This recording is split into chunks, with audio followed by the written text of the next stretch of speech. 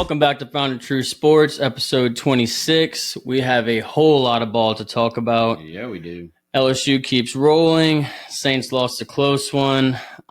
We have a lot of fantasy football talk and fantasy folklore, some spout shouts, Lil Jacob's bachelor trip. Yep. All right, the weekend? let's get into it.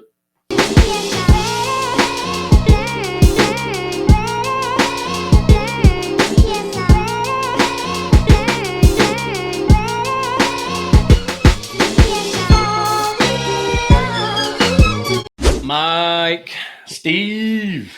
let's talk college football, buddy. Let's do it, brother. I think we should start with LSU, Yes, obviously. we should. Let's get it out the way. I'm sure you're going to have a lot of backlash on how the Tigers did this week. Not impressed. Not impressed at all. I'm not impressed either, Mike, but I do have to give it to our defense. 5 interceptions is crazy.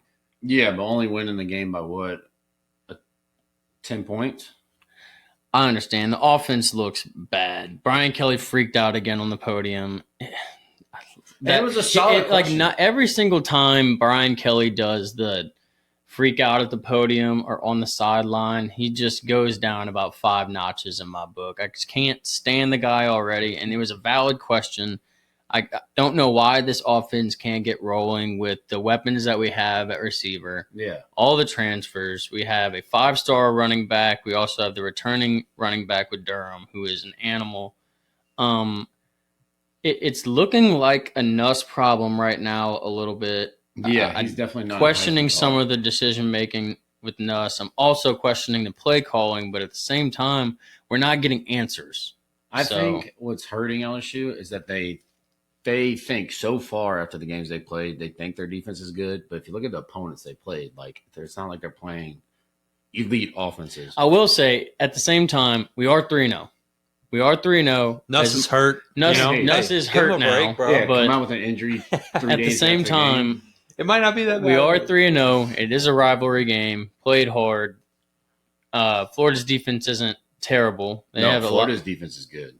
have- Defense is underrated. Banks, number 88 on the defensive line, is an absolute animal. Yeah. But it's – I thought this was going to be – I mean, last week on the podcast, we were all saying we were going to win this game handedly by 2 touchdowns. I'm not on y'all team, but yeah. You're saying 14 points. Yeah, this was but I'm saying this was the prove it game for me. If it weren't for literally 5 interceptions, we lost. Oh, yeah. They still had more yards than us with 5 interceptions. Yeah. Which is not good, man. I have the stats right here. Florida had 366 yards, 23 first downs. Time of possession was 37 minutes, 14 seconds, and there were 6 for 17 on third down.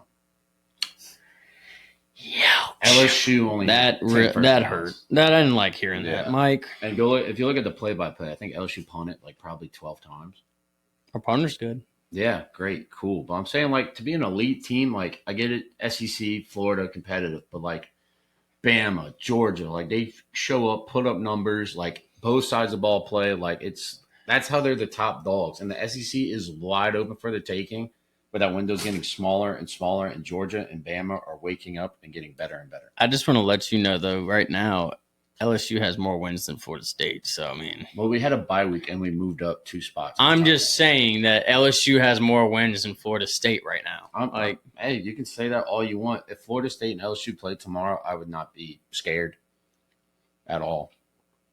As you shouldn't. Yeah. But I do think that we would steamroll y'all this year. I think with an elite defense that LSU has, don't put that in quotations. We had 5 interceptions. Yeah, but you're playing DJ Lagway, who's known for DJ Lagway was a 5-star quarterback. We also coming had 3 into this sacks. year was the man. We had 3 sacks, a lot of QB hurries. Yeah. So Florida's offense, points per, this is the national ranking. Points per, they're 112th. Yards a game, they're number 71. Rushes, number 104, and passing, number 43. And Clemson is worse than that. Damn. All right.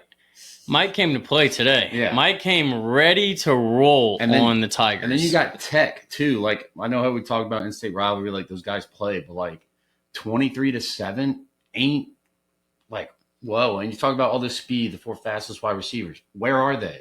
If your best play is a wide receiver screen to get the ball to these guys, you're not using them right. No, And you saw them kind of open it up during the Clemson game a little bit, but it's like they don't stick with it. I have a question for y'all. What's the question? Do y'all think Nussmeier is uncomfortable because they're not letting him open up? I think like they really are Yeah, not letting I him do, take 'cause- risks, Mhm. and he looks awkward. Yeah. Last year, the Yeah, offense was opening it up, man. They were just like over the top. I mean, That's fade because the routes, defense. one-on-ones, and But it now, is not there this year. I think they think that their defense is so elite to where they can play that patience game. The But like, safe shit doesn't work. but guess what? If you keep doing that, when you go play, like Ole Miss has a good offense. We go play South Texas Carolina, A&M, that- Texas A&M. Like when you go play those guys and you're down 2 touchdowns. Miami. Miami's some dogs, dude. They're number 1 in my book. Nobody's beating them out. I don't think LSU should be ranked 3. Yes, they should be inside the top 10 because Texas is in there for some reason. But I'm out on the LSU hype for right now. They're on fraud alert for me. I don't think. I still think it was the rivalry game jitters. We're still working things out with a lot of transfers and whatnot, but it's got to get fixed. Yeah. Before we get into this SEC schedule, I would like to see us treat Nussmeier like kind of like an NFL preseason game. Like let him just play the first 2 quarters maybe in this game. Yeah, get But some rest. Do Get what some you need to rest, do. and then Heal up. Brother. open it up. Because Open it up. Nuss is out of Heisman for me. He's not even in the top. Probably, top 20 maybe. I Top can 20. Give me a break. I Top concede 15? my take. I don't think he's going to win the Heisman. I don't Okay, agree but with top you. 20 is crazy, Michael. I think if you look up Yeah, if you I look up agree with the that power too. if you look at the power rankings of QBs, he's number 43.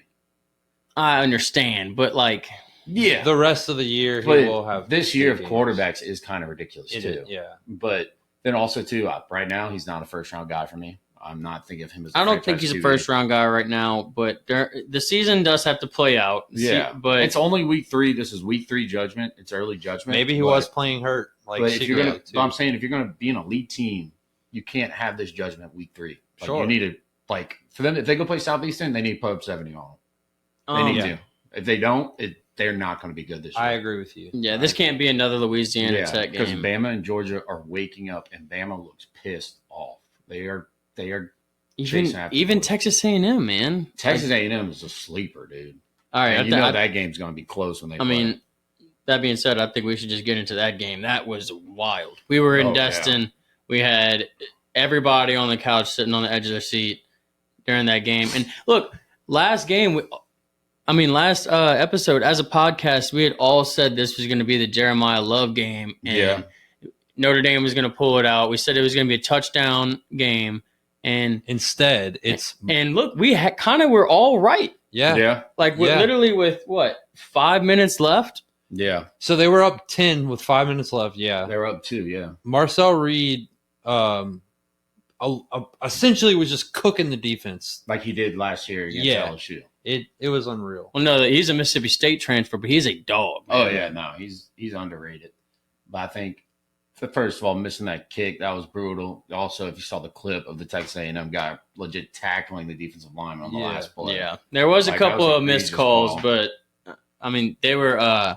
Your dad is yelling, "Hold, hold!" Dude, I'm sick and tired of everybody yelling hold because you can call on every play. Everybody acts like Yeah. they're a ball knower. Everybody holds. You Yeah, can call honestly, on being an everybody. offensive lineman is how many times you can get away with a Yeah. hold. That's like, really true. I'm sick and tired of going watch games and everybody's like, "That's a hold. That's a hold." But then when their guys get in, they're just blocking them fine. Like it goes both ways. But what a electric ending for that game. But I mean, I hate to see it go to Texas A&M with their cultist fan It was base, rough. and And I plus, it was an away game too. I That know. makes it just in look South worse. Bend, and Yeah. Jeremiah Love sealed the game. Yeah. I mean, he had a great touchdown to seal the game, and then our entire take got just demolished in 5 minutes. Yeah.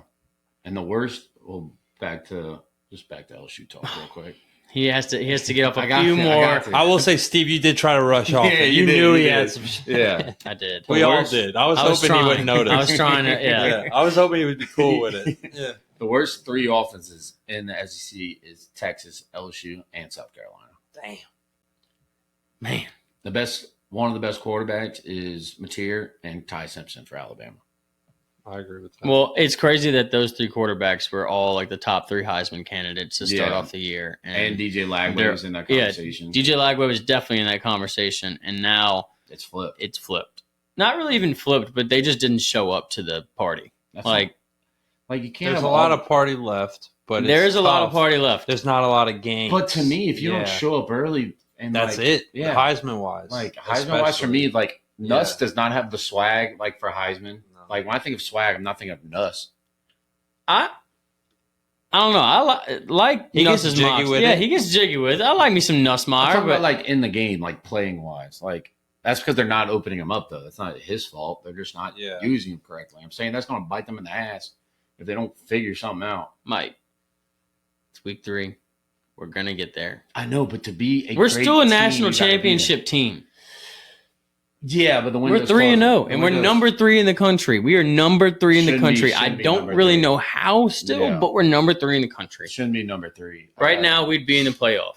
I hope Todd Graves hears Yeah. this and he calls whoever he's got to call booster wise, and they just open up Nussmeier and he's throwing for 400, 500 yards a game. They need to. They What's need the to. point of That's having- LSU. What's the Yeah. point of having this speed? That's that why the you wide say you receivers have? come here, bro. Yeah, exactly. Yeah. Like you're not using them. If wide receiver screen is the best play you can run, get a new offense coordinator. Yeah. Like do some trick plays. Do something. Like they're not even trying. They're like, hey, defense is gonna get a stop. But like defense is gonna get worn out eventually. You're down 2 touchdowns. Your offense ain't used to coming back like that. You might struggle. You might catch up. You might get caught. And like the best thing that we've been doing is running the power I formation, and we don't do that at all. Yeah. It's unstoppable, but we run the ball any other way and it doesn't work. Well, and we how don't many, go back to how the many power times eye. we saw they ran the ball twice, got 3rd and 2, throw, punt. Exactly. 32, throw, It was a punt. weird bunch of series and patterns that we were running. I don't understand. Yeah. It felt like a fever dream. Yeah. Like when you're running away from someone and you can't really run, or you're trying to punch and they Mhm. don't land. Yeah. It's That was just the whole game. It made no sense to me. I'm off the LSU should be top dog in the SEC right now. right now, maybe. Yeah. But we're number 3 in the country. Shouldn't be. Enough Yeah. said. We already talked about Texas A&M and Notre Dame. The other games I want to talk about, we got to talk about Georgia, Tennessee. I'm in overtime. What a game. What a game! This might have been one of the games of the year. Yeah. Oh yeah, it's definitely up. They were down 2 touchdowns. Yeah. I mean, Balled out. Georgia's waking up. I did think it was going to come down to the Volunteers not having their corners, and that showed. Yeah. But also Georgia's defense showed that you can throw on. You can score on Georgia's defense this year. Yeah. Remember, like 2 or 3 years ago, there was a period of time where they had like people held under like a touchdown or 2 scores maybe every single game of the year. It's I just don't think it's weird though how like these at like lower SEC schools, like Tennessee's not a lower SEC, but like when I think of top dogs, Tennessee's not in that conversation. One thing I will say, like in Tennessee's defense, they won the game. Oh yeah. That was a 30-something yard field goal. Like Yeah. the game was over. yeah, Buddy missed it. So Well, Buddy looked 38 like he was 38 still- yarder, yeah. 38 yarder, and that thing sailed on him. He Yeah. looked 10. He looked so young. He looked not ready Yeah, no. for the moment. Yeah. Boots twin Gunnar Stockton kind of cooked. Oh, Gunnar Stockton, yeah. Gunnar Definitely. Stockton came to play. He definitely showed that he can throw a damn ball. I can tell you that. But yeah, that was an exciting game between 2 SEC opponents. It was I mean, just like back and forth. if you had the over in that game, congratulations. I think the over was like I think the line was low for the over. Yeah, I want to say it was. I want to say yeah. it was like 40 something. Yeah. They had that in like the first half. Yeah, they scored like 85 points in this game. So It was ridiculous. Like I remember watching one play, Georgia went down the field to score, and then 2 plays later, Tennessee threw a bomb and they fucking scored. Yeah. It was crazy. It was a fun game to watch. And kind of like how we said on the last pod, like Neyland Stadium brought it. Oh Like, yeah. The crowd was roaring. did you dude. see yeah. Tennessee's quarterback had his grandmother there. She like, flew in all the way from his hometown, and like he threw a touchdown, and she started like crying tears of joy in the stands. It was like one of the best videos I've seen. That's It electric. was awesome. Yeah, too bad they lost. Damn, Mike, just suck all the Just love saying. and fun out of that. Yeah. Nope, can't have it. Next game we got to talk about Diego Pavia. He's the Grim Reaper, like you said, Connor. He's like the new Baker. Upsets everyone. South Carolina, I mean, could not get it done. Yeah. I mean, they were in shambles. I don't think I watched them do anything good the entire game. I think even people are going to say their quarterback went out. It wouldn't have mattered. No. They were dead to rights before they were getting that was not the turning point of that football game. They were at getting all. destroyed on both sides of the ball at every position. Like their defensive end for South Carolina, I forget his name. I think he's one of the best defensive end in the country. He didn't even show up. I didn't even hear his name called. You know the meme where it's like the Grim Reaper going door by door? Yeah. That's Vanderbilt. They just take away ranked Everybody. opponents. Yeah, and they play Unranked. I'm pretty sure they play LSU this year. They do. Hey, not ready for it. Yeah, no. Diego Pavia is that. He's He's that dog.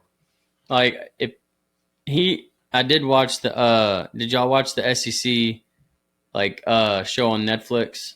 No, I did not. He is an absolute maniac. I did not. Like he is one of those dudes that you would. It's like you're saying. He is literally the college Baker Mayfield type of Like feel, reincarnated, where he gets everyone just juiced up. Everybody's riding behind him. Like he's not even the Heisman discussion, but you would go to war with that dude every day. Is he not Heisman discussion after that game? He's close. I think he's beating on the door. Yeah, like he's knocking on the door. He's outside the house, but he's about to get let in. I find he's like Steve's guy, Gardner Minshew.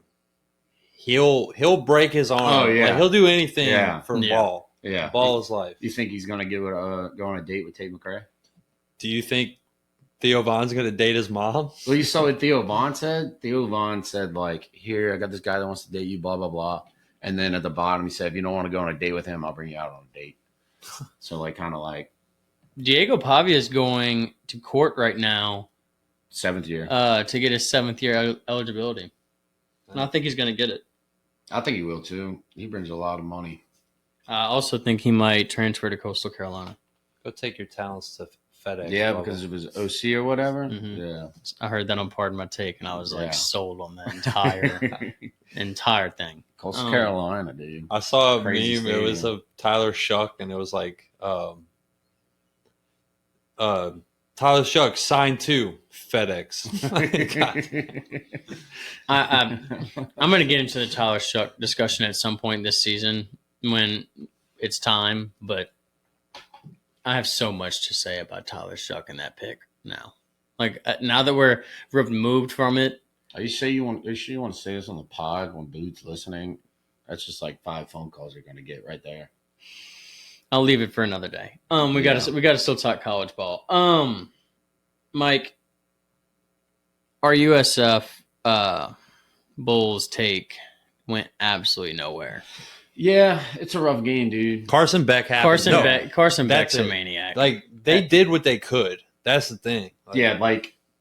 Miami definitely showed that they're a top dog. I know. I'm so upset about it. Which is unfortunately, scary. Carson Beck is a dog. Yeah, he's my Heisman top. He's my number one. If we're talking about top quarter, mine as well. Yeah, I still have Mateer's mine, but 2, I thought I had seen all that we had with Carson Beck at Georgia. Because, think about it. He had some absolute dogs around him at Georgia. Yeah. And then he gets to But he Miami. wasn't locked in. It happens. I guess not. But think about it. How much money did he make at Georgia? He wasn't locked in. His setup is reminding me a lot of granted, Georgia went a lot further, and he went to a national championship or close to it.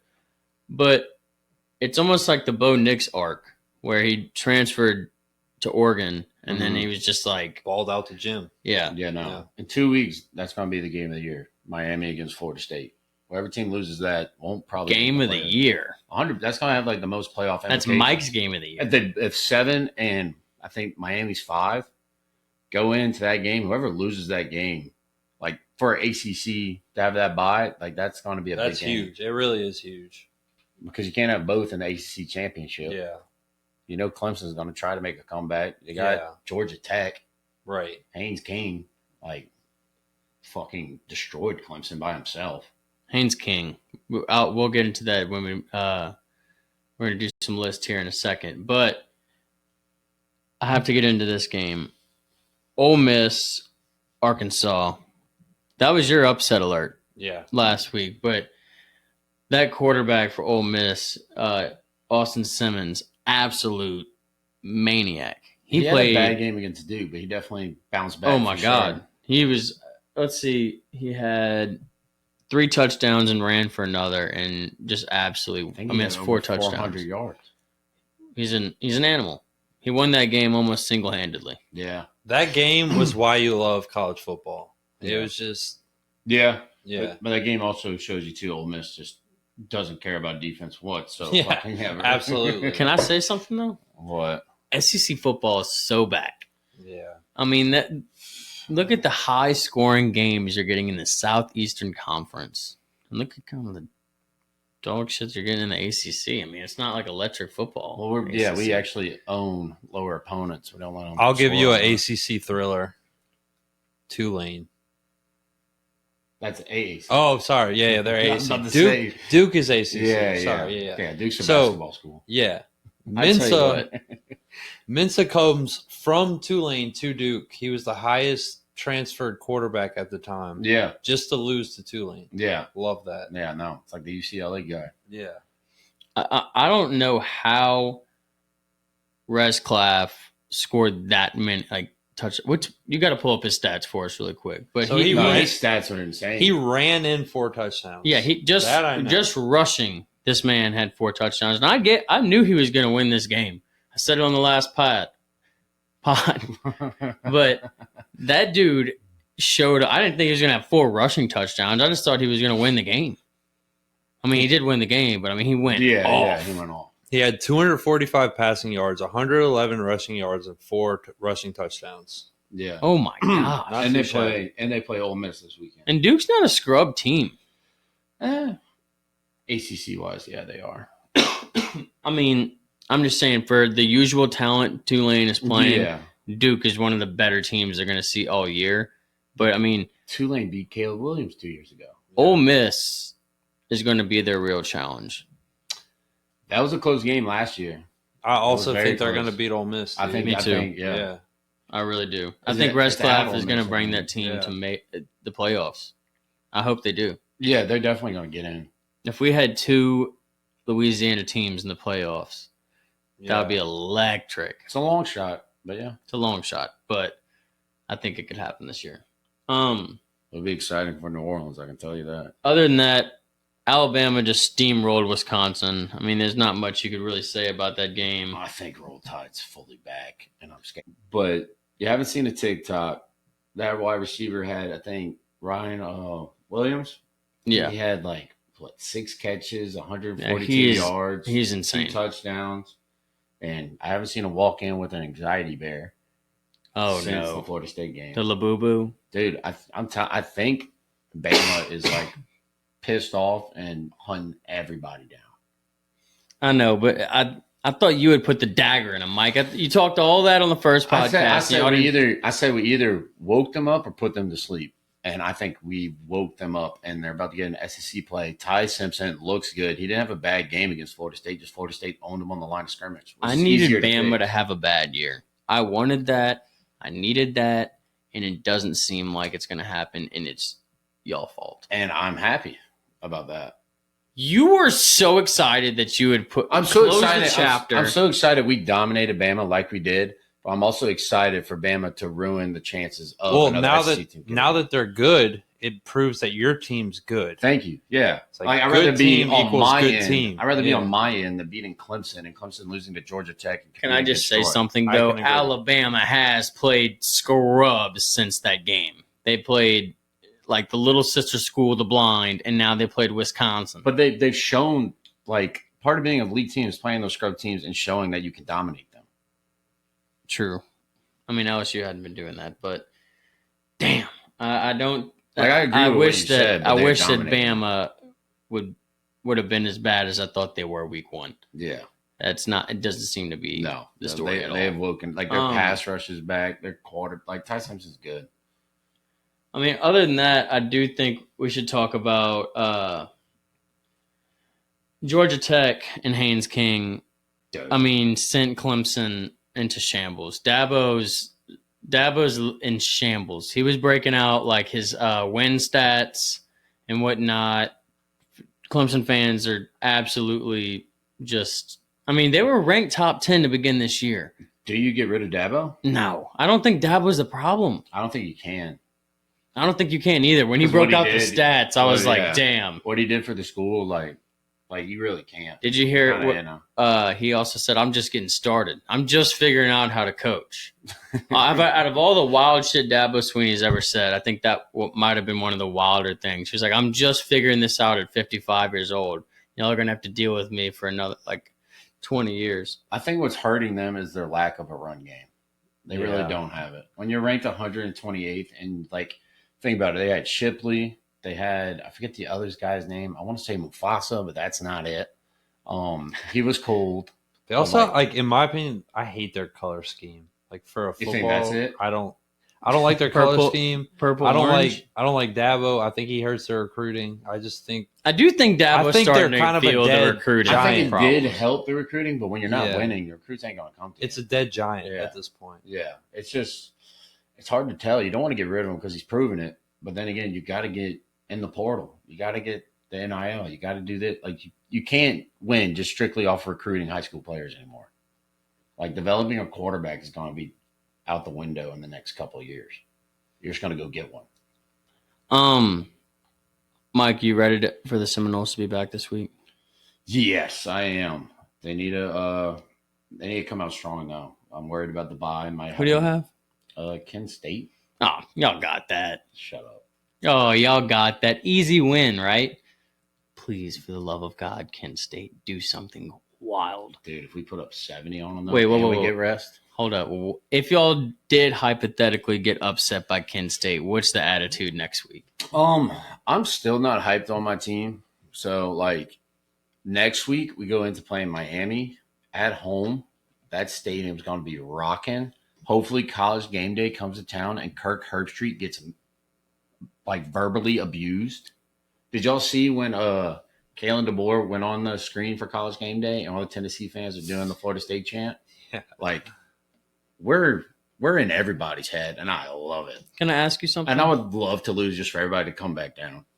Can I ask you something? If y'all lose to Kent State, do you think that kills the playoff hope, or do you think that's almost like the Notre Dame, Northern Iowa game last year? But then the real test is going to do you think that would kill the hope of the entire team? It doesn't kill it, but it makes it more stressful compared to what Notre Dame did because, I think the NCAA has when Florida State fucks up, everybody knows. Yeah. When Notre Dame lost to Northern Illinois, really. Y'all seem to definitely get put under a microscope when y'all fuck up. When we fuck up, we get put under a microscope. That Alabama talk only lasted 3 days. It really did. It really it acted like it didn't fucking happen. Nobody was really talking about how good Florida State looked. They were just talking about how bad Bama looked. Even still. Yeah. No one really talks about y'all. It's kind of disrespectful. I think that's just the bye week. Everything the media is so up and down. It's in your face all football season. So whenever you have a bye week, they're just quiet. Yeah. But and that's what I said it. I think the first pod, you're not really hearing about the Ohio States, these top ranked guys anymore. Going into the week, you hear about them that week, and then it's on to the next one. There's also just so much to talk about. There is a lot to talk about. But when you have a team that went 2-10 last year, beats number 8, and now ranked in the top 10 within 2 weeks, and moves up after having a bye, how are you just going to stop talking about them? But I definitely, if I'm not worried, but I want my team. If my team doesn't come out strong like they've been doing, I will be worried. All right. Well, I hope both of our teams win. I kind of wish Kent State would do something wild, but I'll give you a little bit of. And watch good juju. If you watch that game, the players to watch is the Desir twins. They are freaking monsters, dude. I'll keep that in mind. All right, Mike. Do you want to get in NFL soon? Yeah, sure. All right, let's do it, brother. All right, Mike. Let's preview this weekend's college football slate. Let's do it. All right. I do want to start with Illinois and Indiana. Yes. This is a matchup of 2 3-0 teams. I do think Indiana is the better team here, but I'm looking for the Illinois fighting a lot. Illini? Is that how you say that?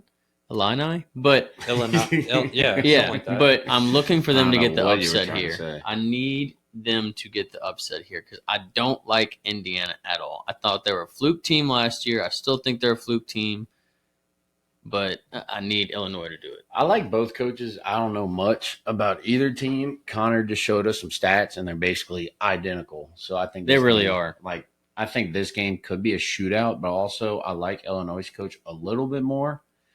I think he's like the old Arkansas coach, if I'm correct. I have From no idea. The early or later mid 2000s. So I think Illinois might steamroll Indiana. I do think that the Illinois is going to pull off the upset here, but Indiana is favored by 6 points. Yeah. See, that's what I think is going to be the telltale sign. This could be an upset. It's not enough points For you to feel comfortable about. Exactly. And Yeah. they're like, I mean, that's not a huge close matchup. I mean, that's 9 versus 19. 19. Yeah, that's Yeah. not that And close. and these rankings too, they're off nothing. Just like you were arguing LSU, while like I like them at 3, it's Yeah. valid. Like your argument's Yeah. valid. It's like these rankings don't mean much early. Yeah. They don't. I think the rankings don't mean much at all to like Late very late. Like I don't game under- 9, 10. Like then there's it a lot of matters. analysts that have been talking like they don't make sense. It's basically they're going off of who they like. They're going up nothing. Yeah. Yeah, absolutely. They're I just agree. assuming like, hey, I like this team. I went to school at this team, Yeah. so I'm gonna put them in the top 10. But like I said last week, I think like preferably I would like my team to be outside of the top 10 to And move work its way in. up. Yeah. Then because if you lose inside the top 10, like it's really hard to get back in the playoff if window. Indiana loses to Illinois, even though they're so closely matched, that difference in ranking is going to show more. Especially as other teams just keep winning. Oh yeah, Yeah, that gets highlighted by the committee so Oh, hard yeah. if you lose. It's But just- it like did think not about make how sense. hard it was for Notre Dame to get in last year with that Northern No- yeah. Illinois loss. Like that was which is crazy because I had Northern Illinois when they lost to that. Like I had I mean, Notre Dame out, and they went Mhm. all the way to the championship. Yeah. 2 years ago, your team went undefeated. Yeah, and it's kind of crazy too. Like it's a 12-man. Yeah. Yeah.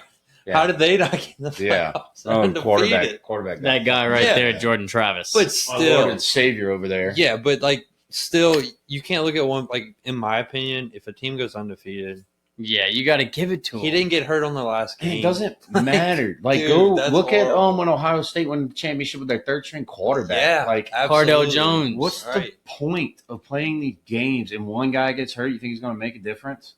Like, Wow, it is he's your great. quarterback. No, he is great. I'm not saying that, but it's like, yeah, what? And then look at that They're defense. undefeated. That defense was cold. Jared Yeah. Verse won Rookie of the Year. Like, They beat This- good teams. it makes no sense to me. These rankings are kind of pointless. And you think with like a 12-man playoff, it gives you a little leeway to lose games and pick up games, but it really doesn't because it's going off of it's favoritism. That's what it is. It is that. Alabama got in because they're Alabama. That's Yeah. facts. They're gonna Yeah. do that for such a long Oh. time. I think people are just gonna have to bite the bullet on that. Alabama's gonna sneak in off of Saban's dynasty I for went- 20 years probably. I went down a rabbit hole and a theory rabbit hole and found out that there was a theory that ESPN knew Nick Saban was going to retire, so they put him in to have like one last run, and it just didn't work out because Shouldn't that be like illegal or something? 'Cause Michigan though? was like, in a cheating. way- like that's like because Nick Saban was on the Pat McAfee show on ESPN. true. Like, Yeah. I bet it was definitely That's brought facts. up behind closed doors. Like, yeah, I'm gonna retire, and y'all give me a contract on College Game Day. That's- Makes no sense. he's I the hate worst it. on College Game Day too. Come back to LSU to save him. Please. Come on, bro. Please just do it for like 2 years. All right. 2 years. Look how happy you look in that picture. I haven't seen you smile like that since, Nicholas. Next game we got to talk about. We got Utah versus Texas Tech. Utah kind of looks like a unit. Their quarterback he's a top dog right now in quarterback rankings. I know they were worried about getting him because he really didn't throw the ball a lot at his other school, but now he's throwing, he can run. That dude's fast. I will say Utah's defense is trash though. Yeah, it's kind of a new thing. The Utah usually has a good defense, kind of questionable at offense, and kind of flip flop. This whole year of football is kind of everything's Yeah, kind of everything been is all swung on its over. head. I mean, it's still early, but everything so far has been crazy. Would you say you like NIL because of that? Yeah, In a way, Yeah. it Yeah, shakes a lot honestly, up. I It's will cool. say it has been cool to It's more watch. competitive. Like you would not have heard about Haynes King from Georgia Tech probably 3 years ago. Yeah, which is crazy because he's competed with Georgia every year he's been there. But he probably would be second string on Georgia right now if it weren't for NIL or something. And I think it's cool because we're fans of LSU, you're fans of Florida State, so y'all are always going to have money for a good team. Yeah. But it's also cool to see the small schools have superstars. Yeah, and with NIL too, it brings in you had to put stuff in the campus. Like you have to develop these players, but also get players. You have to get guys that it matters more now to get guys that are willing to play for the brand than guys that are willing to get a ring. Like in my eyes, I don't want to get a 5-star that just wants to come to my team, collect money, and go to the NFL. I'll get a 3 or 4-star that's willing to sit a couple of years and then develop and then produce. I'd rather that. And that's what Florida State's done. It's worked out. It hasn't worked out. A lot of schools have done that, and it's worked out and it hasn't. But it shows within a couple of years you can totally flip a team. Yeah. Like look at Mario Cristobal in Miami. He finally got the guys he wanted up front, and now he's got a quarterback. He had Cam Ward last year, and he's got talent on offense. He's got talent on defense. And plus too, SEC, they're somewhat dominant, but Michigan and Ohio State have won the past 2 championships. It's more level playing field. It's all right, let's be realistic now. Yeah. No, I agree. Ohio State has 2 of the top 10 players coming in the NFL draft next year with Caleb Downs, and I think Jeremiah Smith has 1 more year. Can I get off a take really quick? Go for it, buddy. This is why I love SEC, and I'll just rock with this. I cannot get behind Big Noon kickoff. I cannot. I can't get behind the Big Noon kickoff. It's just not my bag. Can you? I like it. Yeah. I can't stand it, man. You rather all those games be late? No, but just every one of them, it's just Big Noon kickoff. I'm just can't. Yeah. Doesn't have the same juice whenever you grow up. In Death Valley, night games are just that electric. They should definitely Those noon games just don't feel as a noon game all the time for LSU just kind of felt like a You know, it was never. But then you got all day to get drunk. I know, but I didn't grow up getting drunk. Yeah. Until I was about 13, 14. I was 15 years sober, then I turned 16. But yeah, no, it's don't do what we did. Don't do that. It's more even playing field. Plus, too, I think college should develop a flexible schedule like the NFL has. Georgia, Tennessee should have been. Yeah, college got to get with the program on flexing games. You're trying to be kind of like the NFL, and you really aren't. You're almost there. Yeah, if we're going to start paying the players, let's start flexing games. Put these kids on contract and shit, too, so they don't leave you and go to another school for more money. Next game, Mike, we got to talk about Oklahoma versus Auburn. Yep. Jackson Arnold at Auburn playing against his former team.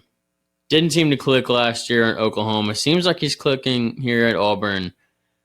I think it's going to be a fun game. I got Auburn. I got Auburn maybe in the upset here. But I can't do that with Mateer. But I think it's going to be a really close game. I had Auburn as a top dog in the SEC because I thought the SEC was wide open for anybody to take. But that window is getting shorter and shorter. I do know that Auburn has struggled on the road, though, in the past. They have. That's going to be a huge factor in this game. But you know what? I scratch the Jackson Arnold. Then got to go with Mateer's playing too good of football right now to even bet against him, man. He's. I agree. I think we should all ride on the Mateer train. I want to say Tabor called out at the beginning of the season. I'm like, what? This guy's going to be high in the favorite. Don't mention Hunter Tabor having a good take on this podcast. Tabor's like me. He's not a delusional SEC fan. We watch all sports. I beg to differ. He was on the couch during our dynasty draft this year telling me he was going to absolutely smoke me week 1, and he lost. That was delusion. But he was with me. He was cheering with me in New Orleans when Florida State blocked. That's why you're attached to Tabor, is because y'all are both cheering for Florida State when we missed out on the field goal. He was, but he was also wearing LSU gear. Absolute bullshit. It was a good weekend. That was a fun weekend. So we're all going to Oklahoma. We got to do it. Yeah. We got to do it for Mateer. I like Mateer. We kind of already covered Tulane and Ole Miss. I think this is really going to be the get over the hump game for Tulane. If they could win this, they're going to obviously be ranked. Take the over on everything in that game. I agree. I do think that's going to be a huge scoring game. It's already set at 51.5. Shoo. Oh no, it's set at 63. But It said 63. yeah. Holy shit! I mean, I think that's just still like if you hit it over on 63, that's just fun. Oh yeah, that's like just you got bombs. you got to That's just bet bombs. that, just have some fun. That's- Watch a good ball game. That's bombs and horrible tackling. Truly, bombs and horrible tackling. Like everything you don't want to watch as a defense coordinator is going to be in that game. But everything that everyone wants to watch as a college football fan. But I'll bet whoever runs the ball best wins that game. I think Tulane's got a shot. I think Restclaff's got a shot at like really putting himself in the conversation of a top 15 quarterback in this game. I think if he wins, if he puts up the numbers like he had last game, you can't keep him out the top 10 for Heisman. Yeah, right now. That'd be hard. I don't know if you can keep John Summerall out of I don't think you can keep Summerall in Tulane more than 2 years if he keeps this up. Yeah, Truly. Yeah, because that's how they lost Willie Fritz. Yeah, same thing. But he could be like Napier, go somewhere else, sucks ass, yeah, and regrets it. Yeah, for sure. True. We kind of have duds this week between you and I. Your Florida State Seminoles are playing Kent State. LSU is playing Southeastern Lions. I think this is both gimme games. People are going to the LSU game to watch the Southeastern band, not to watch the football game. They're just going to watch the football game, Michael. Yeah. I'm not going to watch the Southeastern band. Dude, they're fire, dog. I'm surprised that you locked in on bands like that. Southeastern is that's a cool band. What's that movie? God. Yeah, Mike, those are fake schools. That's Drumline with Nick Cannon. I know, but it's fire. Yeah, it is cool. It just reminds you of Drumline with Nick Cannon. You cannot tell me bands make a football game 10 times better. They do. Like, I mean, I'm just you saying. roasted his bands. The other episode, like LSU's band when in the Superdome for the championship in 2019 when they were playing the Jay-Z song or whatever. It's electric. That was electric. I will say the bands do make it 100% better, but I think that the Tigers are. This is going to be the wake up game. We're going to score 70. We're hanging 70 on Southeastern. They need to. It's not like they have to. This is not put up 70. This is a must offensive explosion game. Yeah, because they haven't shown me shit. Mike, please just be a little more subtle. Dude, Dude, we're 3-0. We're ranked number 3. Then you shouldn't be ranked 3. We're ahead of you. I'll say at least the defense has showed. But they haven't played elite offenses. Yeah. No, okay. True. I mean, you can't say Clemson makes elite. Yeah, I know, but I mean, those were two supposed to be. They didn't look good. They didn't look good against us, and that's the way the cookie crumbled, and that's what happened. But Clemson hasn't looked good against anybody. That's true. Florida hasn't looked good against anybody. We still won the games we're supposed to. Tech looked the best against LSU. Ranked 3rd. I'm just saying. Now that you're talking this much shit, you know what? I'm riding Kent State. Rod Kent State. I hope Kent State actually pisses on y'all. 21-7 Kent State. I hope you get that positivity in your life because your team's not putting up 70. We're putting up 70. That being said, are you ready to talk NFL ball, Mike? Wait, you know what we should get to? We should do this before we end college. Let's each go around and name a top 10 quarterback list right now. 3 weeks in, really quick. Okay. We'll each take one of our guys that we choose, and we'll say this is your highlight pick of between all three of us. We're not naming our whole top 10. We're just naming one guy. No, we're naming the top 10, I would say. We argued this in the group chat earlier. Do you want to do top 10 teams? No. Let's do top 10 quarterbacks. All right. And then each one of us will go through and collectively we'll critique one guy on each of our list. You cool with me going first? I got my list right here. Go ahead, Mike. John Mateer 1. Carson Beck 2. Haynes King 3. Diego Pavia 4. Ty Simpson 5. Tommy Castellanos 6.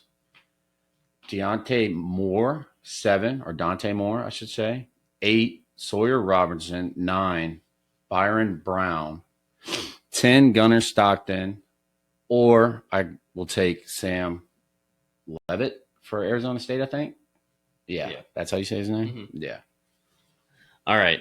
I got Mateer and Beck 1 and Yeah. 2, just like you had. Beck, unfortunately, I hate that. It's Also just have Taylon Green right there at 3.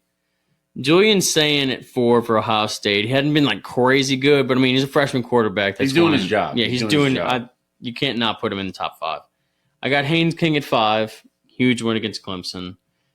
I put Jake Resclaff in my top 10 just because of vibes, and I mean that was a 4 rushing touchdowns. You got to put him in there right now. Yeah. I got the USC quarterback that's been cooking right there at 7. I just don't like USC that much. Me either. Any player.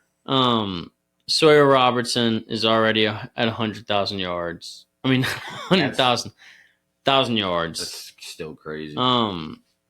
Dante Moore for Oregon at 9, and then I have Pavia cracking my top 10 right there at 10. I don't the know. Grim Reaper. There's just so many good QBs. Yeah, so like it's hard to pick them. And I do honorable mention. I do want to give a shout out to the guy for Cal. I can't pronounce that guy's name. It is like 17 different names. He has been cooking, but I feel like the games are so late for them. Like I haven't been watching. Right. For But everybody's been talking about him. Nobody, man, I haven't seen a single person be able to pronounce his last name. So, even with practice. Yeah. I'm going to go with, I think it's, I'm not even going to try. All right, Connor, give us your top 10. All right, so I got Carson Beck at 1. Then I got John Mateer at 2. I got Gunnar Stockton at 3. True. Dante Moore at 4. Haynes King at 5. Tommy Castellanos at 6. That's my boy. Joey Aguilar at 7. Rocco Becht at 8. Jaden Maiva at 9. That's the USC guy. Mm-hmm. And then Julian Sayin at 10. Wow. I thought you were only because he's a rookie, I have him at 10. He would be higher if he wasn't. All right. Like, not a rookie, I mean a freshman. I thought you were going to have the USF guy in there. Yeah, I do like was your going top to, 10. but he kind of got smited. And put him like 250, though. Yeah, but. All right. Who in my top 10 do y'all think is the outlier as far as, like, y'all weren't feeling that? I kind of liked your list. The fact that you didn't have Diego Pavia in there, did you? I had him 10. You did have him 10. I think he should be higher, and I think Tommy should be in there. There we go. I mean, I think you can swap if you were to say Diego Pavia can be 10, like Tommy Castellano, Diego Pavia. The only reason I probably don't have Tommy in there is because of the bye. I mean, if you would have had the chance to play somebody, I respect and that. have more behind the sample size. Everyone just has better stats right now. You know what I mean? Because he hasn't played. Yeah. But you did beat Bama. Mike, I will say the only person on your list that I am like just not with is Gunnar Stockton. I still can't. I have him pretty he has high. Him 3. Yeah, I'm just gonna go at both of y'all right now. Yeah, the Gunnar Stockton, I can't do it. Did you see the end of the last game? Like I'm sorry, you got to put him in there, but 3 is kind of crazy. The thing he's saying against Nuss, Gunnar Stockton has. Yeah. So he got grit, dog. I can't go against grit. And this dude had Arch and he had bought all the Arch stock. Come on, man. Right, we'll talk about Arch in the next podcast. I got a lot to talk about Arch, but let's see how he does against Sam Houston. we need to see him cook against Sam Houston because he did so much against UTEP. If he cooks, you buy him back in? No. Okay. I could point out one person on mine because I don't have a gripe on either of y'all. Honestly, I think y'all have a great list. Thank you. Rocco Becht, bit of a reach, but I think he's a good freaking player. Yeah. I mean, I think as the season progresses, he's going to elevate more and more, and he's going to show up on people's radar. Yeah, and this is just our week 3 rankings. Like, this can change tomorrow. Yeah, absolutely. Like, this is week 3 rankings. Yeah, like, this is like off of nothing. That's why I hate that Garrett Nussmeier is not in my top 10 right now. But I think our top 2, like, I do not see them switching at all. And I think Haynes King is just going to climb. Yeah. And Steve, I think if we put Nuss in our top 10, it'd be a cop-out. It would be a cop-out. Because I was going to put him 1 just off vibes, but I got to be realistic. Like, even Jake Resclaff being at 6 for me is a little... Yeah, it's off the first 3 weeks, you can't put Nuss. But I'm going to say this, too, for the audience to know this, what the top 10 was at the beginning of the season, just for everybody to know. Cade Klubnik was 1. Nuss was 2. Drew Aller, which none of us said was 3, and none of us have talked about him because Penn State has played Little Caillou Middle School the past 3 weeks. And they're steamrolling, but and they who have cares? a bye. Yeah. And then Arch was 4. Julian Sayin was 5. Sellers was 6 for South Carolina. Sam Levitt from Arizona State was 7. DJ Lagway was 8. John Mateer was 9. And Josh Hoover 10 for TCU. And the only person that's really been worth the shit is Mateer. Yeah. In that entire top 10. Well, Sayin's done his job, but I'm saying he hasn't thrown it off the board. No, sure. I agree with that.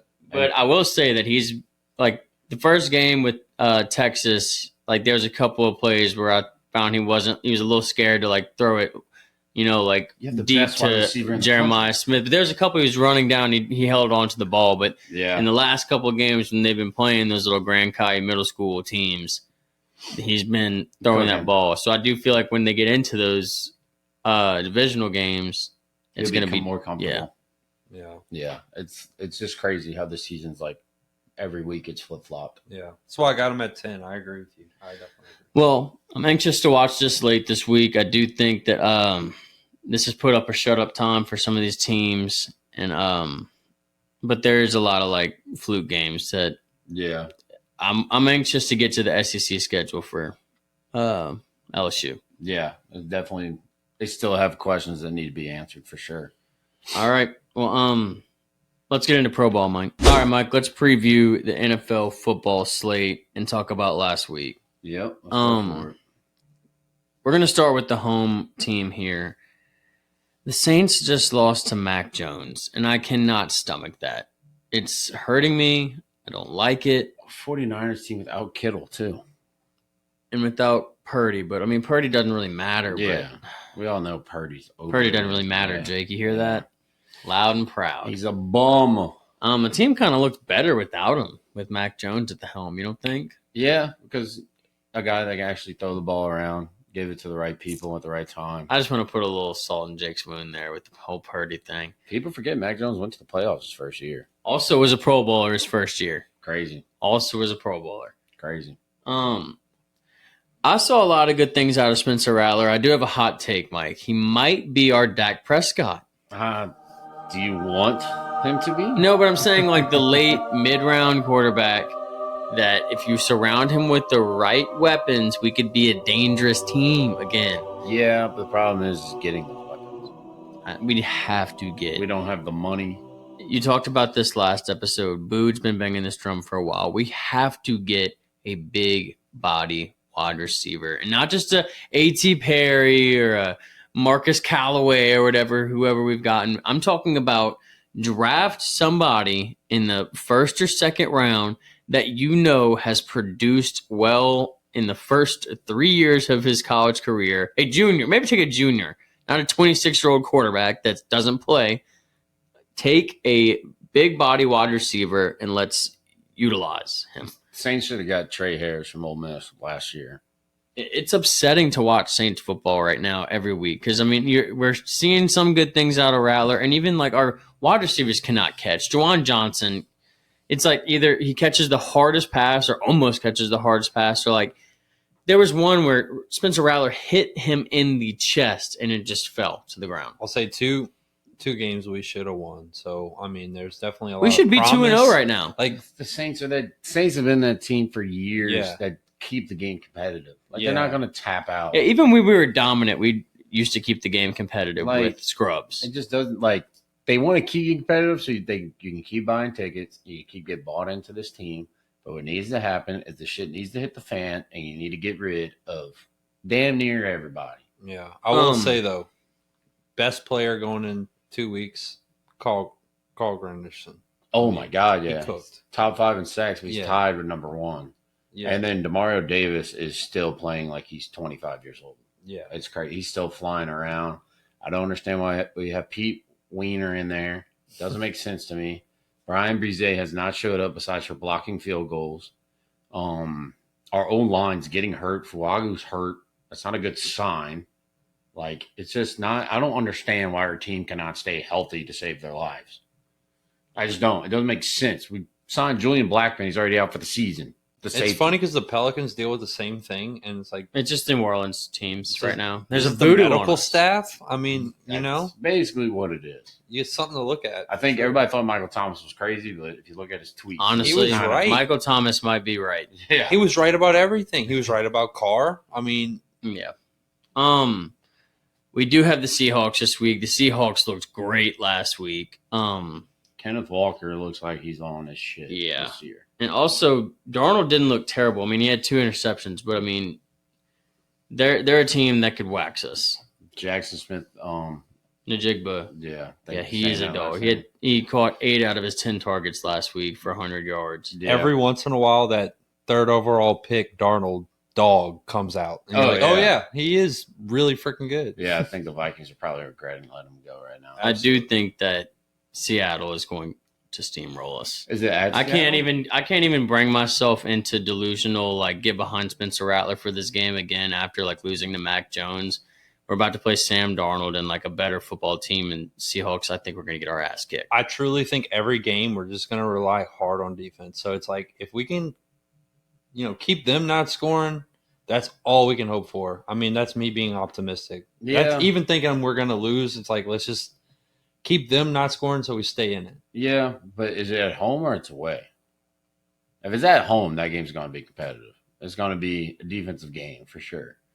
I think Alvin Kamara, we need to get Alvin Kamara going. We need to keep giving him the ball, keep feeding him.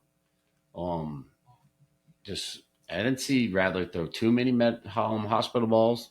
Last week it wasn't terrible. Yeah, so hopefully he can keep that up. Juwan Johnson, no matter how much hate he gets, I'm pretty sure he's a number 1 in receiving yards. Yeah, he's the number 1 tight end in fantasy right now. It is crazy, yeah. And he's almost lost us 2 games pretty much. Yeah. And also, I just want to highlight something else. Blake Groupie. Oh my gosh! Maybe it's time to get a new kicker. Maybe Blake Groupie's not that guy. Why do the Saints do that? They'll have a good kicker or a good player, and then they'll get rid of them halfway through the season. But we keep the biggest scrubs in the world for so long. Maybe it's help with the pay. It's insane. It doesn't make sense. Maggie Loomis needs to go. Gotta go. We're not going to get anywhere with him at the helm for sure, because he's going to keep us competitive. We need to have a bad year. The Seahawks last week, though, I do have to talk about that game. They did whip ass against Pittsburgh. I mean, Pittsburgh could not get anything going against the Seattle defense. And also, Pittsburgh's known for defense, and the defense made big plays, but people are putting up points against them. Aaron Rodgers couldn't do a damn thing against that. He had one really cool throw, one of the coolest throws of the year. Mm-hmm. But besides that, he was pretty much shut out. Yeah, I mean, their running back was the leading receiver. When your quarterback's known for the game for having one cool throw, it's not a good game. I still think they're going to steamroll the shit out of us. I think they benched that rookie running back that they were so high on. Yeah, Caleb Johnson's not looking. He actually just got. He went 2-1 in our dynasty league, and he just got dropped. Which is crazy. I'm going to get him on the waivers. Well, that's because of the kickoff or whatever that happened. He fucking dropped. It hit him. Yeah, but then again, he's never done. I was reading into that. He's never done that much in college. He never really returned many kicks, and they just stuck him back there doing that. But you should know. If you're an athlete, it's not something crazy to learn and just catch the ball and run straight. You're telling me he's never watched an NFL game before? And that's not a hard catch. I mean, y'all play football. Y'all been around. Kickoff is hard. I mean, you have to react, sure, but people like to spin on the ball. You get all these Aussie kickers and stuff like that. But then again, you should be able to adjust. You've been playing football since you're 4 years old. Yeah, if you know you're going to catch it, just call a fair catch and get the fuck out the way. Yeah, let it go in the back of the end zone. That's a touchback. But if you touch it, guess what? The ball's live. That's how it works. Been like that for however long NFL's been around. Let's talk about the game of the year, pretty much in the NFL. I mean, that was one of the games of the year. With Dallas and the Giants. That was insane. Crazy. Neighbors there was so much going on. Malik Neighbors had a phenomenal game. For them not to get that win and with Malik Neighbors upset me a lot. Russell Wilson looked like he was back. I mean, yeah, but it's like the only thing there. It's like, honestly, that should be their whole offense is just either give it to Scatabo and let him run over guys or moonball with Russell Wilson and Malik Neighbors. Neighbors down there somewhere. Yeah. But like, let him do it. Also, I think it's crazy that the Cowboys are so comfortable as soon as they get to the 50-yard line that they can just put their kicker out there. Yeah. Like they didn't even for that last drive, they didn't even like try to get shorter than 60 whatever. Brandon Aubrey is, I mean, I think his career long could get to the 70s. And I also think that like that's dangerous because like if NFL kickers start doing that, you'll see people get to the 40, 50 and like start kicking for the points, you know, if Aubrey, it's not working out. Aubrey, like when you go to fantasy draft next year, you have to think about drafting him fucking early. He can get you 25 points. He really can. I mean, he's a absolute game changer. He really is. He's won them so many games. Especially even last year. I'm actually anti-kicker in fantasy because it's the most like inconsistent position. But when you have a Brandon Aubrey, it's a cheat code. Yeah. I mean, you could be waxing whoever you're playing, and then Brandon Aubrey gets in there and gets 17, and you lose. Yeah, absolutely. Like, that's happened to me so many times last year. I think we talked about changing the rule, but I didn't want to, just in case my kicker went off. Jared Goff went off in this game. I mean, the Bears. No, I'm talking about. Dak, I was trying to say Dak, but Dak did great in this game. Like it came down to like Russell Wilson and them just not like being able to have that edge that the Cowboys had in the last. I mean, it was just so back and forth, but Dak finally pulled it off. You usually don't see the Cowboys pull off this game. I never would have thought about thinking that a team left too much time on the clock for Dak Prescott to drive down the field to get a game-winning field goal. Yeah. Or a game-tying field goal. Dak and Russell Wilson combined for 800 yards in this game. Oh, yeah. No, it was insane. Just passing. And you never would have thought that, ever. I thought this game was going to be a blowout. I thought this was going to be the game where we saw Jackson Dart. Also, I mean, we did see Jackson Dart, but for like a play. Yeah, we were under the impression that he would win the job. Now I think we're under a different impression. Yeah, especially with that moon ball with Neighbors. I mean, that's just so. Like also too with the Cowboys, like they got rid of Micah Parsons, but their DBs are supposed to be good, and they are not relevant at all. No, I mean for that Giants team to score 37 points on you have a problem in Dallas. Oh yeah, I don't think Jerry Jones should feel that great about that game. I think if you had every Giants player on your fantasy team and every Cowboy players on your fantasy team, they put up over 140 points. Oh, my God. I saw like a dude had like every Cowboys player and they put up 140. That's absolutely insane. Next game I want to talk about was the Detroit Lions versus the Bears. The Bears. Oh my God! The Caleb Williams thing. It's just it's not going to take off. I think it's just the Bears. I think it's the Bears organization. Yeah. Like, if he leaves, he might be good. He won't be good there. It's not going to happen. Him leaving and being good, or him like? I mean, I don't think it's. I think the Bears are going to consistently do this thing that people have been talking about, where it's like they're going to switch the quarterback or switch the coach and it's going to be year to year. We're going to keep doing the same cycle, but it's never going to work out because it's the Chicago Bears. At some point, you have to keep the coach and the same quarterback because if you keep going through this revolving door, it's never going to end. If you're Mickey Loomis and you think you're in the hot seat, do you gun for Caleb Williams if he is potentially available? I would hate to have Caleb Williams in New Orleans. I would hate it. I think Radler would be pissed off like a hornet if that happened. Yeah. Well, in the next 2 years, a lot could happen too. Yeah. I wouldn't hate it. I would like it. I think just like I said about Justin what do we Fields, have to lose? A player leaves the Bears, he's pretty good. Like Mitch Trubisky, he proved it. I mean, Detroit was unstoppable in this game. Yeah. I mean, they hung 50 on him. Goff scored 5 touchdowns and had 156 passer rating. Both the Thunder and Lightning, or what do they call them? Sonic and Knuckles. Yeah. David Montgomery and Jahmyr Gibbs each scored a touchdown. I mean, the receivers went off. Amon-Ra had 3 touchdowns himself. We haven't seen a running back duo like this probably since Mark Ingram and Alvin Kamara. To where, like, no matter what you do, one of them's at least going to go I off. agree. And you can't stop it. And even going both. before that, it was Reggie Bush and Deuce McAllister. Yeah. I used to love that duo. Or Reggie Bush and Pierre. Yeah. That was awesome too. But next week, Dallas and the Bears play, and I do think that might be a game that the Bears could win. I think Caleb Williams will show some flat. Like, I just don't understand. I mean, like, Dallas's defense is that bad that I do think that's a winnable game. Yeah, but I just don't. It's just the Bears. Like, and as much as I hate being a Saints fan, I'm glad I've seen us win a Super Bowl. Like, yeah, I don't think anybody's alive the last time the Bears won a Super Bowl. I mean, I don't know.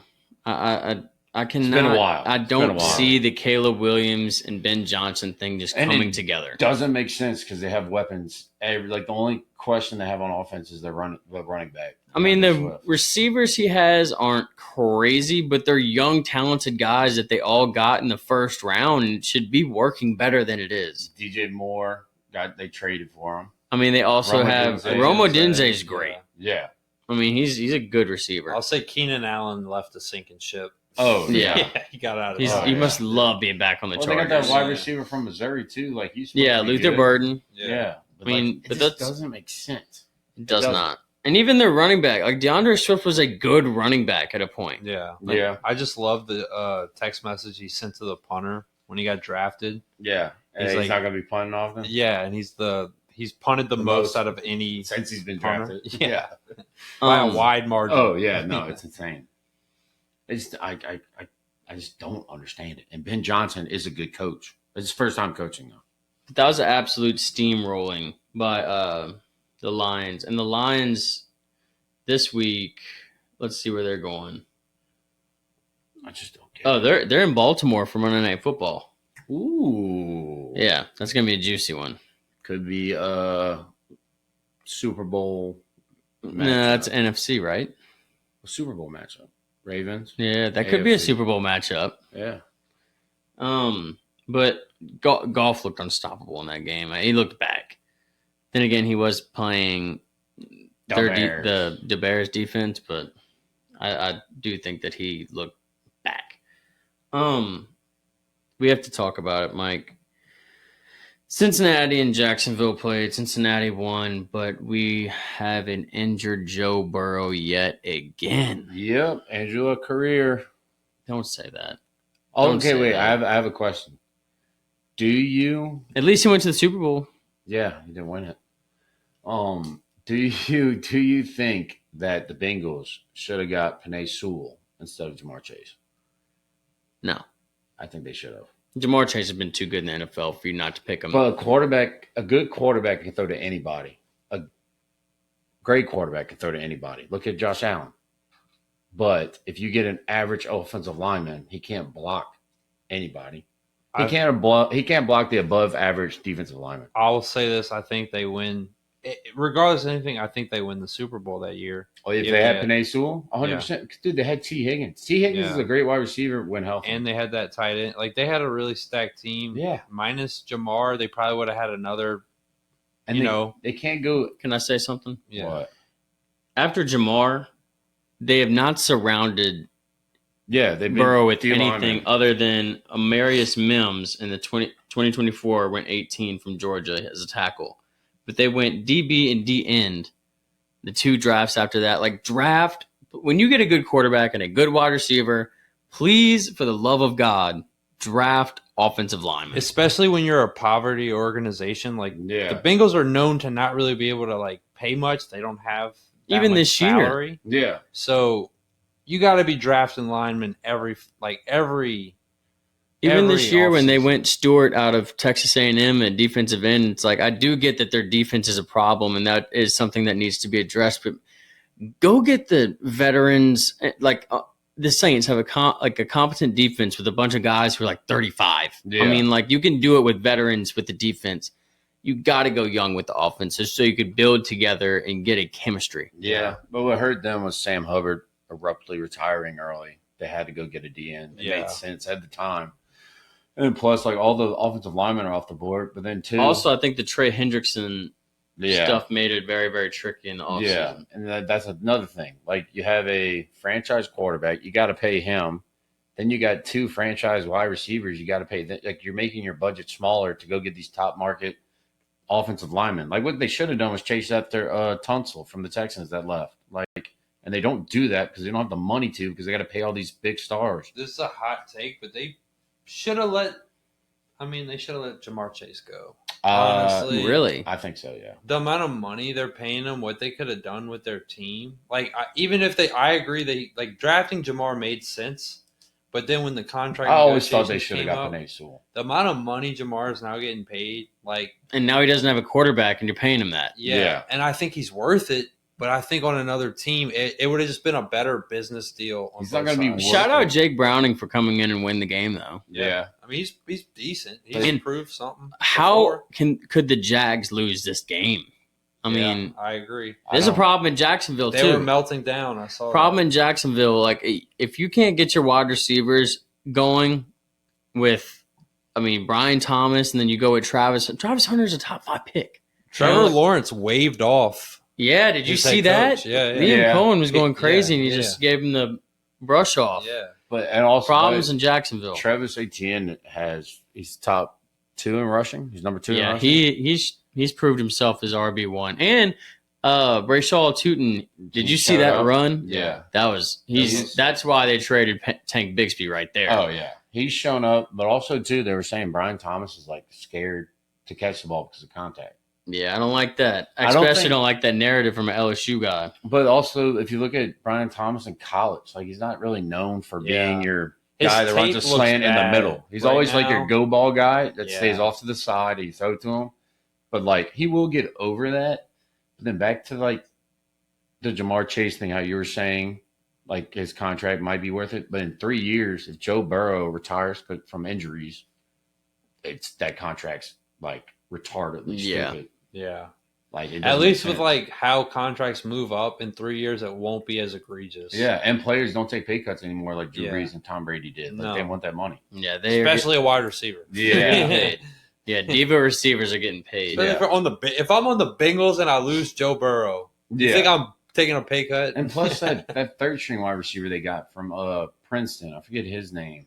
But God, what's his name? He's like Polynesian or something. But he's good. Like, you would think Yoshivas. Yoshivas. Okay, so Cincinnati has Minnesota this week. I do think I'm off the Cincinnati. I'm not on the. I do think that could be a second string juice game to pull it off against the Vikings team. Well, yeah, because the Vikings don't have JJ. Oh, but Vikings defense, dude, is just scary. Brian Flores is top. Brian Flores and O'Connell as head coach / OC and Brian Flores as DC plus ex-coach is like a match made in heaven. I'm off the JJ McCarthy train just as much as I'm off of. You were so on the JJ McCarthy train. I was hyped for him that one game, but I was not on the train. And I literally said last podcast I did not think that was going to be the start of some dynamic duo. I just don't understand how people can get on a train and jump off a train so quick. Like, I never saw. You're not going far on that train. I get that. I totally get that. You're going from Houma to Thibodeau on that train. You're not going from Houma to Vegas. All right. On the other side, Jacksonville plays Houston, and I think that's going to be a battle of the AFC South game. Yeah. Houston looks just as bad. Like, Houston's not a good team. It's crazy. It is crazy how much hate CJ Stroud's getting, and he's been in the playoffs since he's been in the league. I don't think he's the problem. No, I do not think he's the problem at all. Yeah. I think it's more the problem is they just have Nico. They're missing Joe Mixon. Definitely. And they're missing Tank Dell, correct? They're missing Tank Dell. Yeah, Tank Dell's probably going to retire. Yeah. Like, he's like a fourth round. Before we go too far, I have a question. Go for it. Who's going to have better stats, Jake Browning or Carson Wentz in the I forget we're not even getting JJ this week. Yeah, it's going to be Wentz, dude. And like he said in the other pod, O'Connell's the QB whisperer, bro. Dude. Carson Wentz might cook. This is Justin Jefferson. Yeah. I'm going with Jake Browning. I'm going Vikings, dude. I'm in between. I'm going to leave it at a toss up. I'm going to go Wentz.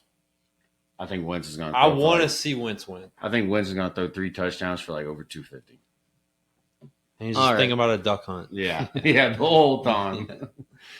We do have to talk about Buffalo. Buffalo beat the Jets by 20 points, but it still looked ugly somehow. That's because I think Josh Allen did break his nose in the middle of the game. So, like, if my quarterback breaks his nose, I definitely don't want him sitting in the pocket longer than he needs to. And shout out the Bears' first round draft pick. I think it was 1-1 Mitchell Trubisky. Yeah. No, not yeah. Like they're Or, I mean, that was their quarterback. He got in for the Bills and threw 1 for 2 for 32 yards with a 95.8 passer rating. Jeez. He's a good quarterback, dude. I mean, I He honestly brought the think Bears so. to the NFC Championship. Yeah, and then when he went to the Steelers, like he was serviceable. He wasn't close to NFC champ, but he brought him to the playoffs. No, he It was had been a close to the minute. NFC Championship that year. It was the double doink. Yeah. No, actually, yeah, you're right. Yeah, Yeah. with Khalil Mack. But it wasn't to go to the NFC championship. Ain't no way. Pretty sure. How far did Trubisky go in the playoffs?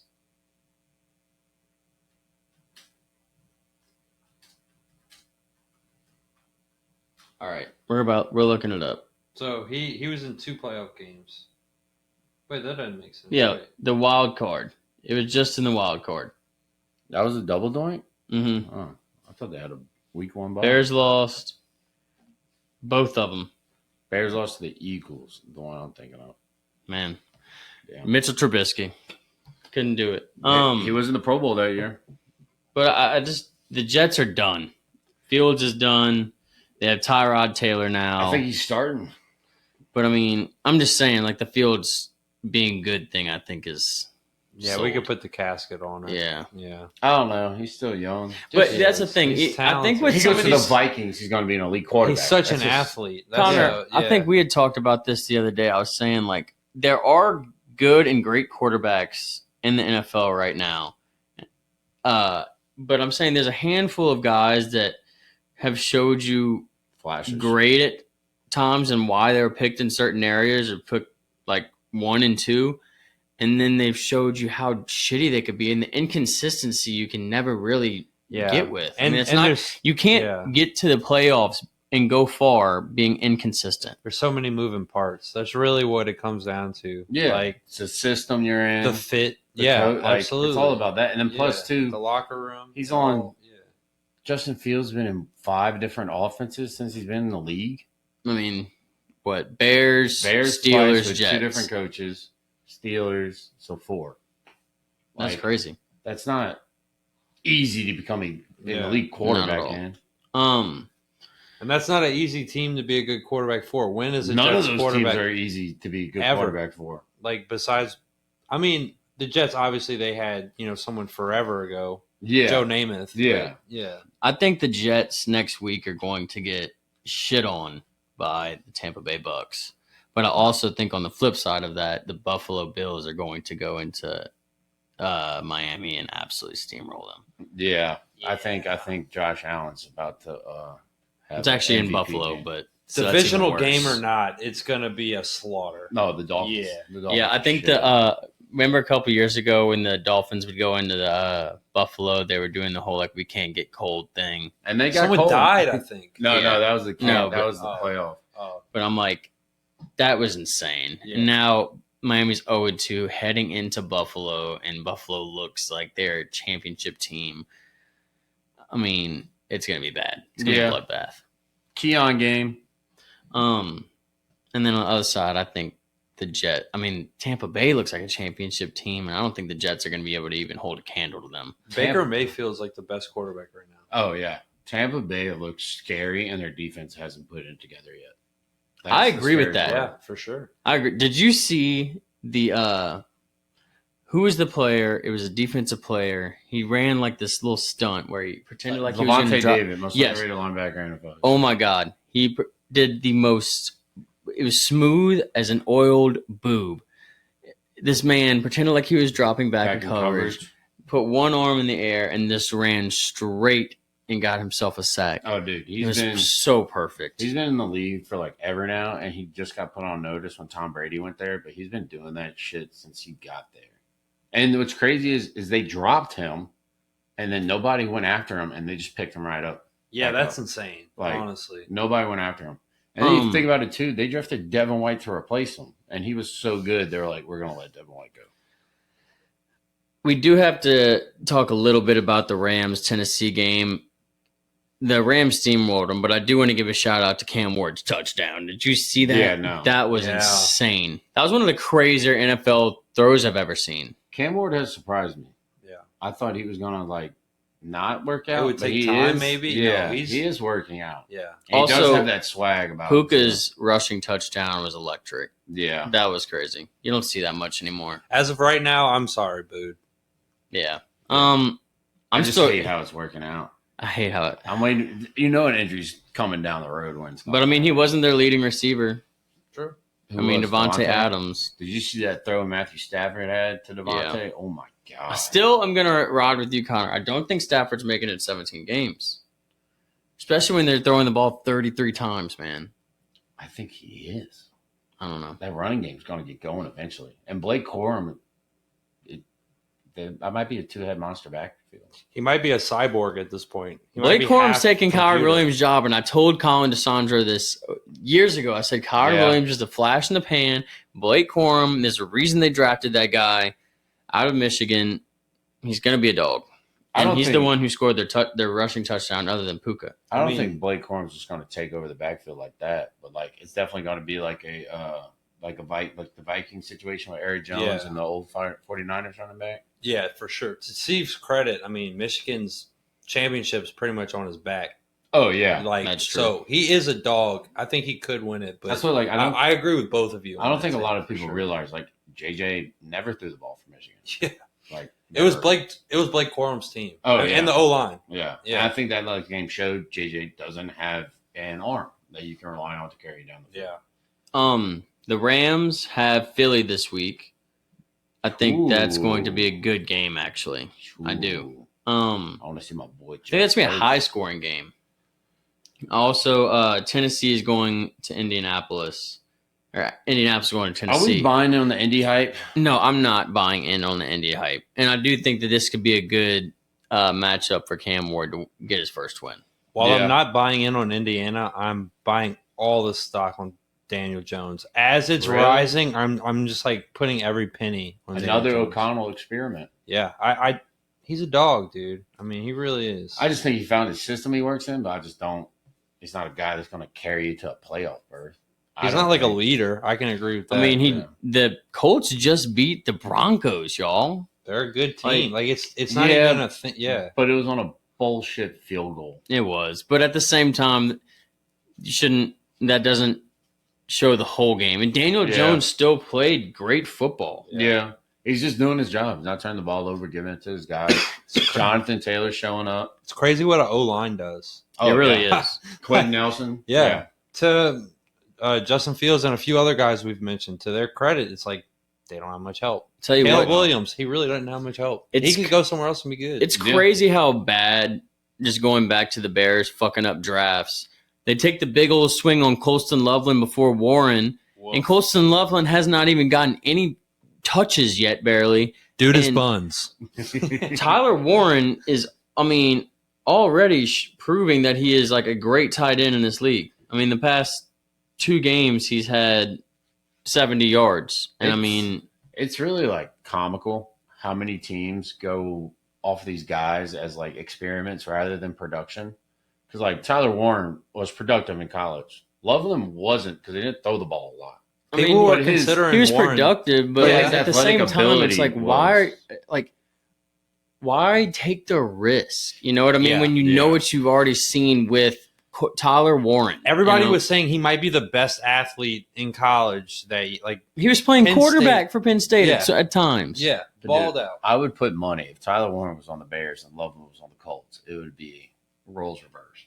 You think Loveland would cook? Oh yeah, I could agree. I think it's a Bears thing. I just think it's a Bears thing, especially with how Caleb Williams is trying to figure out the game. Yeah, he's not looking for even the tight end, who should be the only person he's looking for when he's desperate. It's like a roles reverse thing with him. Like really weird. The Bears could have took a shot on Patrick Mahomes. Yeah, and they didn't. It doesn't like. I think it's just the Bears. Well, you can give them anybody, and they will find a way to suck. I cannot get behind the Colts hype though. I'm not going to do it. No, I'm not going to either. I'll get on the Daniel Jones hype. It's like the Saints last year. Let's talk Thursday Night Football last week. Washington could not pull it off against Green Bay, and the Packers look super freaking crazy, man. Nasty, dude. How about Tucker Kraft? Oh my god, dude! Tucker Kraft might be the best tight end in the NFL right now, for sure. Well, Squeeps had the nerve to text me if he should start Zach Ertz or Tucker Kraft, and I said Tucker Kraft 100%. Luckily for him, though, Zach Ertz did also go off. Yeah, but Tucker Kraft had 5 more points than him. So on Jacob's bachelor party, we were all hanging out in the pool, and we had a guy that was adamant that Tucker Kraft played for Washington Redskins, and that Zach Ertz played for the Packers, and even to the tune of bet Michael $10, like without that's a tough was pill like to swallow. Yeah, and like we were both like, buddy, you're so wrong. Like, listen, just stop now. Yeah, please, don't bet the $10. It's over. Poor dude. You can up it, but I told him. it's even more humbling. Michael's like, keep the 10. Yeah. I was like, damn. I would have left. I was like, all right. See y'all boys later. Friend group. It was funny as shit. But, man, I was hoping that Washington could get it done, but I don't think Green Bay is going to be stopped this year. I don't think that Washington necessarily played that bad. I just think Green Bay was just like, well, Eckler going out too. Like, we and Lil Bill couldn't get started either. Crosby Merritt was not. Yeah, we get to see this week though what he's about. It's kind of hard to switch up when you go from a guy that's expecting to be like not your bell cow running back to now being he's the only guy. Yeah. You got rid of Brian Robinson. Yeah. Now you're really in a. I tell you what though, Micah Parsons on the Packers is nasty. I saw him blow through 2 defenders in one play and almost got a sack on Jaden Daniels. And dude, guess they're different. If you stop him, you got Gary on the other side who's just as good. Yeah. He's just as powerful. And then guess what? They're both young as shit. And they got a great defensive backfield too. Like the one question. Yeah, that was the one question. But when you have that pass rush getting there under 3 seconds, that helps out your DBs a lot. Yeah. Washington this week has Vegas. I think that's going to be an ass kicking by Washington. I don't think so. I do. I think that's going to be one of those games where they're going to be all right. We just lost. Let's go. I think Mariota. That's going to be a JD5 game. I think Mariota might be playing. JD5 is dealing with a knee injury. But that would be the game to rest him because look by what Vegas showed us on Monday Night Football. Geno was seeing ghost, man. Yeah, that was a rough game. We could get into that game. First of all, the Chargers look nasty, and it was funny. Me and Steve were watching the game. We were actually hyping him up. Yeah, as he went on to play one of the worst games of his life. Yeah, we were like, you're never gonna have a bad football team with Geno and Pete Carroll. We're like walking the dog around the block, and it looked like one of the worst offensive. You just watched Geno give up. Brock Bowers playing with an injury.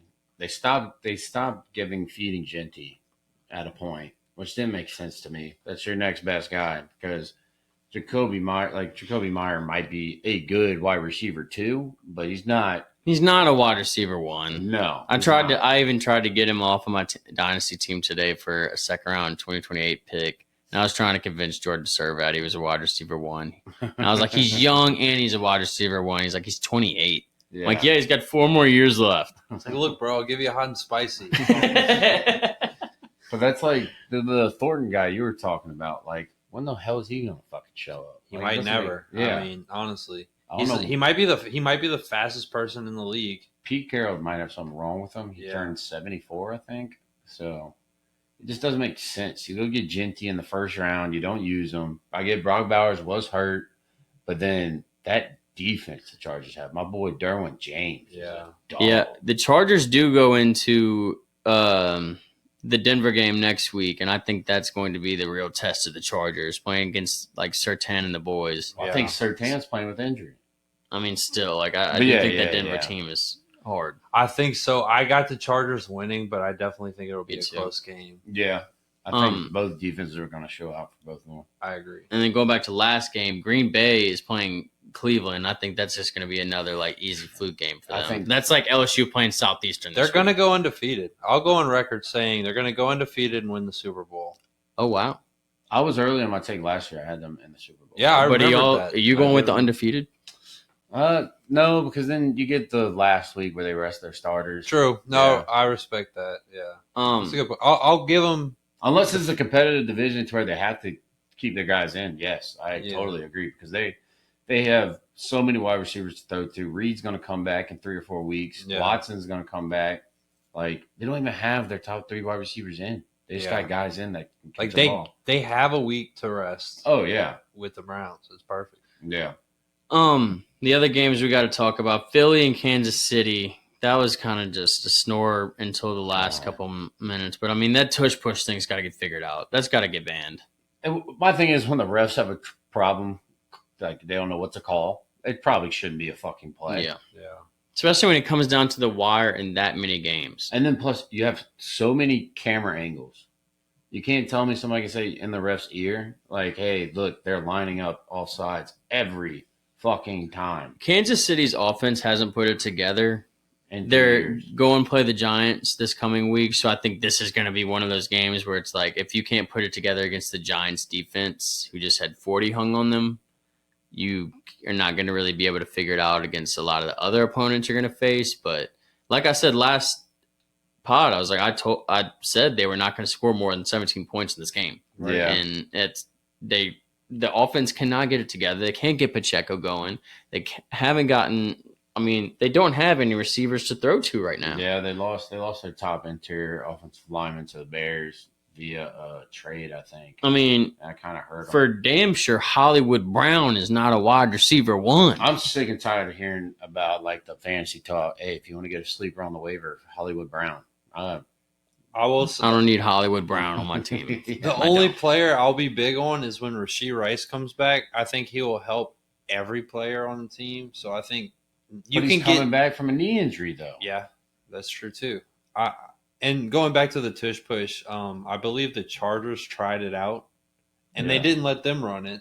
Yeah, because they were offsides. But there's probably 8 or 9 times the Eagles have run it where it's proven and shown that they were offsides. That's the thing. Once the NFL catches one thing wrong on one team, then they start punishing every other team for it. It doesn't make the Eagles sense. keep doing it. Yeah, it's great. That's the part that's crazy. Like when the offensive lineman legit his whole body's lined over the fucking ball. That's a problem. You're losing. It is a you're problem. losing I mean, that battle every time. Yeah. And then they say, well, it's not a big injury play. It's not. Like it ain't healthy. No, not for their brain. Yeah. It's probably just a CTE collision in there. Like it doesn't make sense. That's why Jason Kelsey left. He's like, don't want me to do that. Yeah. Yeah. No, not happening.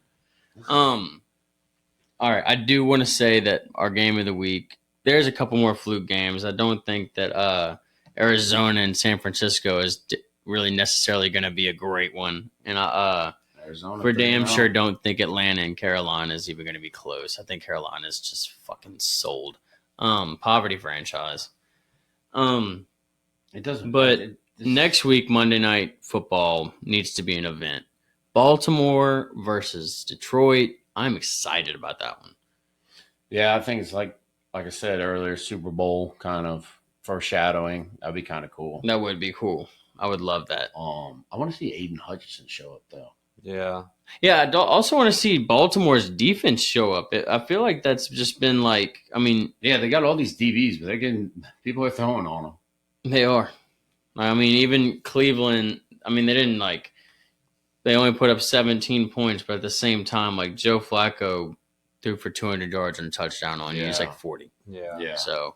And I don't know why. I feel like this is the game Dan Campbell just does something boneheaded. Go for a fourth down. Yeah. Something to where like maybe they had the game won at some point, and then he's just trying to like lean too much on the okay, this is our identity. Yeah. It's like, okay, sometimes the identity is not has to bend a little bit. You could win too. I agree. It sucks is though in these games you kind of have to do like those. Bonehead also could be ballsy. Like that's. I mean, yeah, it worked for him too. Like when he kicked it onside in the playoffs. Mm-hmm. Yeah, that was insane. But yeah, it worked.